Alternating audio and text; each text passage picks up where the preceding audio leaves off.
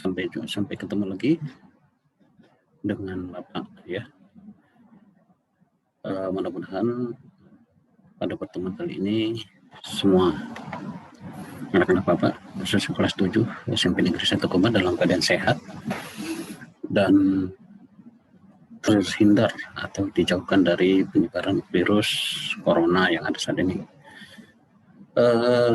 Pada kesempatan ini, yaitu di pertemuan ketiga ini,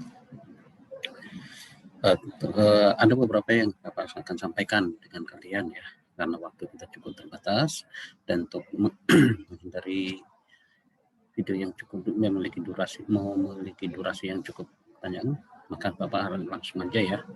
Nah, minggu depan kita sudah belajar ya mengenai Microsoft Word, yaitu tentang bullet and numbering ya. Contohnya seperti ini ya. Minggu kemarin kita sudah belajar kayak gini ya. Bapak berharap kalian sudah catat di buku kalian pengertian-pengertiannya semua dan bentuk-bentuk contohnya ya. Boleh dilihat seperti ini. Nah, ini adalah bullet ya. Ini adalah bullet. Nah, caranya adalah kayak kemarin Bapak ingatkan kembali, ini ada di sini aja ya. Ada di menu home ya. Ada di menu home ini, dan dia ada di ini. Dua ini adalah bullet and numbering. Nah, yang kita gunakan saat ini Bapak mencoba praktekkan sekali lagi, mengingatkan kembali, yaitu bullet. Kalau ada gambar-gambar seperti ini, gambar atau simbol-simbol begini adalah namanya bullet. Nah, boleh seperti ini, atau boleh titik 0 bulat terisi bulat hitam, atau bulat kosong, atau kotak, atau gambar seperti ini boleh, atau seperti ini boleh, atau seperti ini boleh ya. Silakan lihat di bawah ada perubahan-perubahannya ya. Nah, jadi ini adalah bullet. Nah, Bapak bikin aja. Oke. Nah, kalau numbering di mana? Nah, kalau numbering seperti ini. Numbering itu kalau dia biasanya diawali dengan angka boleh. Angka tutup kurung boleh ya. Ini dia ya. Angka tutup kurung. Oke, saya Bapak ini kan dulu agak ke depan supaya kelihatan sekali. Nah, boleh seperti ini, angka dengan tutup kurung boleh. Atau Romawi boleh. ABC huruf besar boleh. ABC huruf kecil pakai tutup kurung boleh. ABC biasa pakai titik boleh. Nah, ini adalah numbering. Oke, ini di pertemuan kedua sudah Bapak jelaskan. Oke, nah berikutnya kita yang masuk kita pelajari adalah tentang perataan teks ya, perataan teksnya. Nah, yang kita mau pelajari yang ini. Nah, sekarang di pertemuan ke ini ya, pertemuan ketiga atau pertemuan keempat nanti sekalian dengan pertemuan keempat ini. Nah, perataan ini sebenarnya kita sudah pelajari dulu waktu di semester 1. Bapak hanya mengulangi kembali.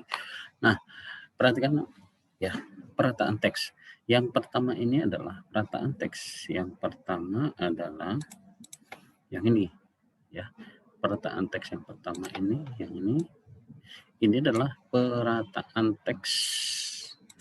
Ini yang ini, perataan teks untuk di posisi rata di sebelah kiri. Nah, ratanya di sini. Ke bawah. Jadi ratanya dari sini ya.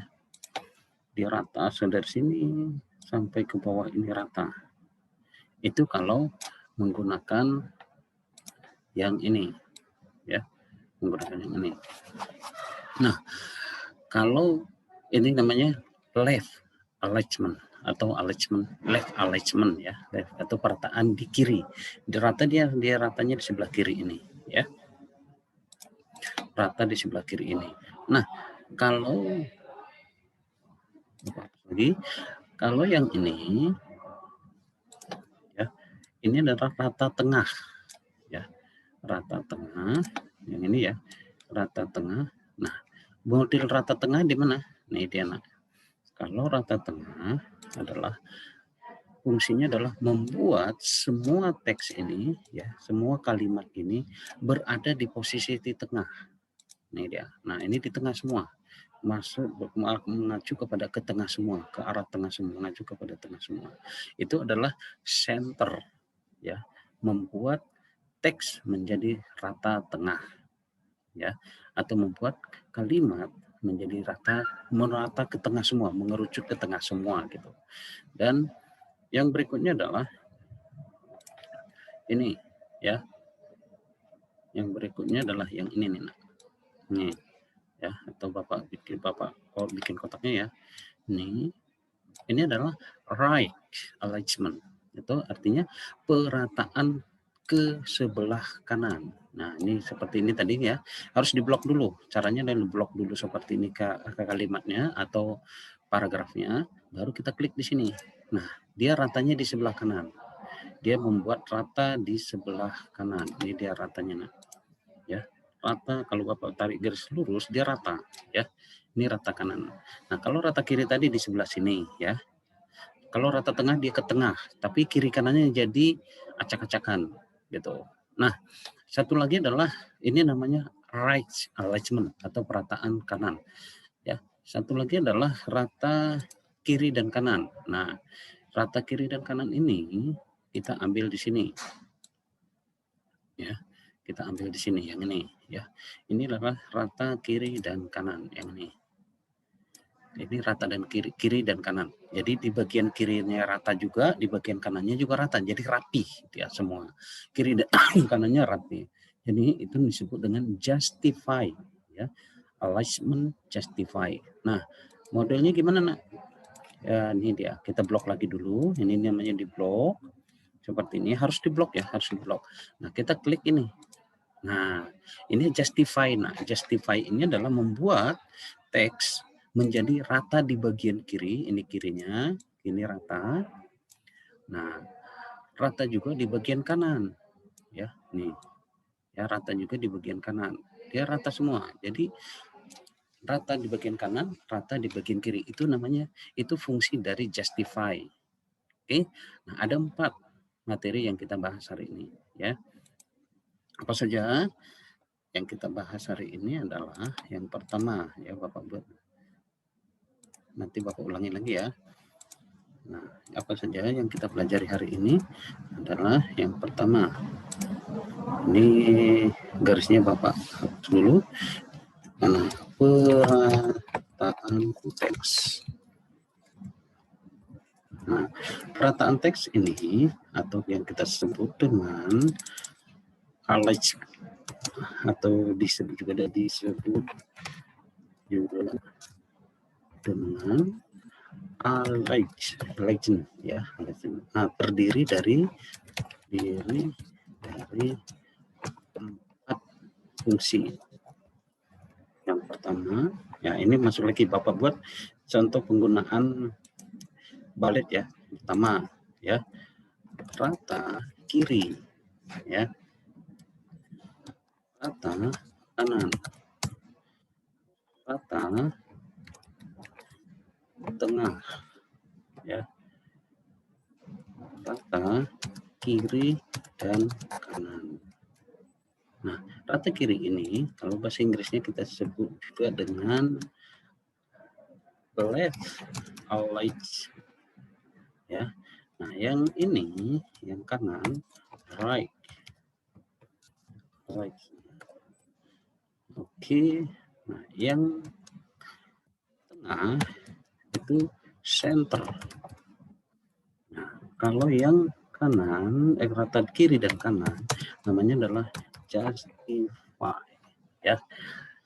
Jadi fungsinya adalah ini, fungsinya adalah membuat teks rata kanan, rata kiri, ya, kiri, rapih di posisi di bagian kiri atau rapih, ya, rapih di bagian kiri. Nah, yang ini adalah membuat teks atau paragraf rapih atau rata ada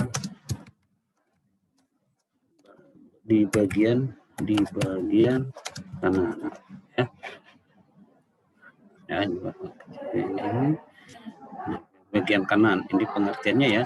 Pengertiannya Bapak bikin warnanya adalah warna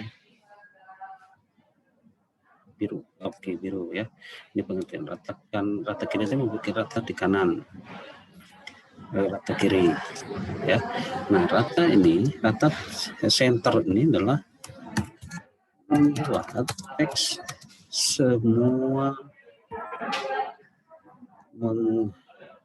menuju ke arah tengah,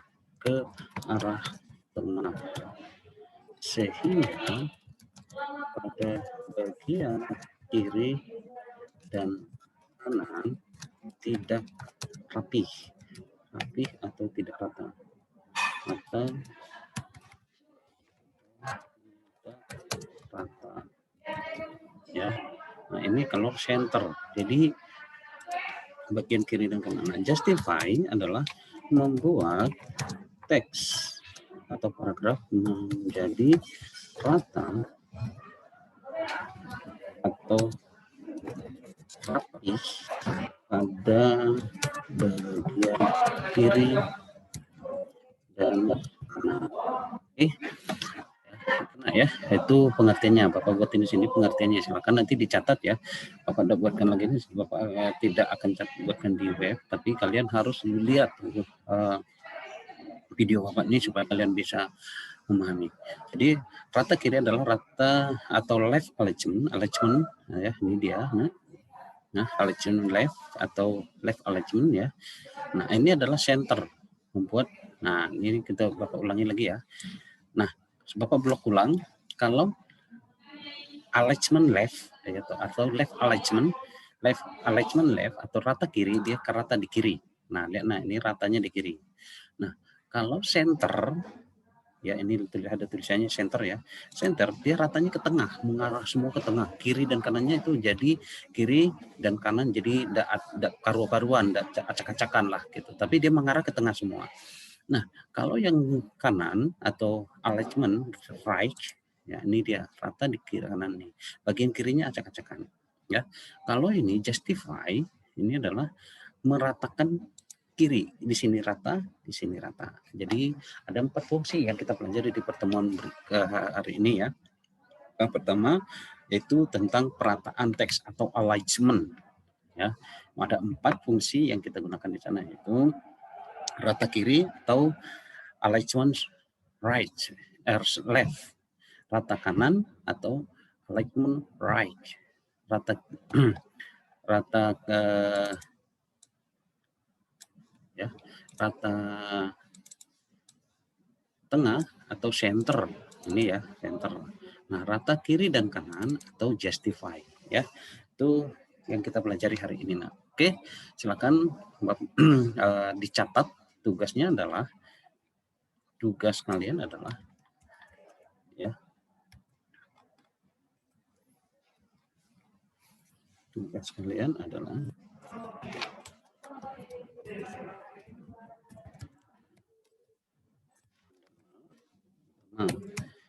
catat materi Bapak yang di atas, yang sudah Bapak ketik, yang sudah Bapak ketik di atas di buku di buku catatan. Nanti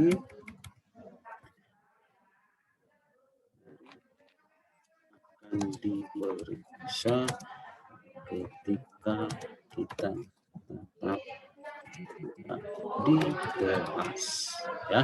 Ini tugas kalian ya. Tugas kalian adalah nih ya, catat setiap materi Bapak ya.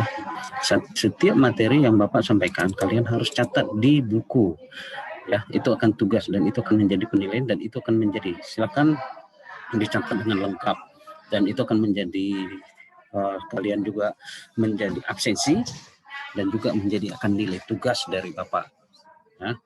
Silakan, itu adalah tugas Bapak. Nah, ini materinya ya, silakan dicatat materi ini, materi hari ini, silakan supaya kalian bisa pahami dengan baik. Oke, terima kasih, sampai jumpa kembali di pertemuan berikutnya. Kita akan dengan materi berikutnya adalah tentang jenis-jenis spasi ya. Kita akan belajar tentang jenis-jenis spasi, jenis-jenis spasi di dalam teks. Jadi nanti kita akan ketemu lagi dengan apa namanya kalimat ini ya, kalimat ini nanti kita pelajari, kita pakai lagi nanti. Oke. Terima kasih, sampai jumpa kembali di pertemuan berikutnya. Tetap jaga kesehatan, jaga jarak, dan selalu menggunakan masker ketika kalian keluar dari rumah supaya kalian tetap sehat dan selalu dalam lindungan Tuhan Yang Maha Esa. Sampai jumpa kembali, salam sehat untuk kita semua.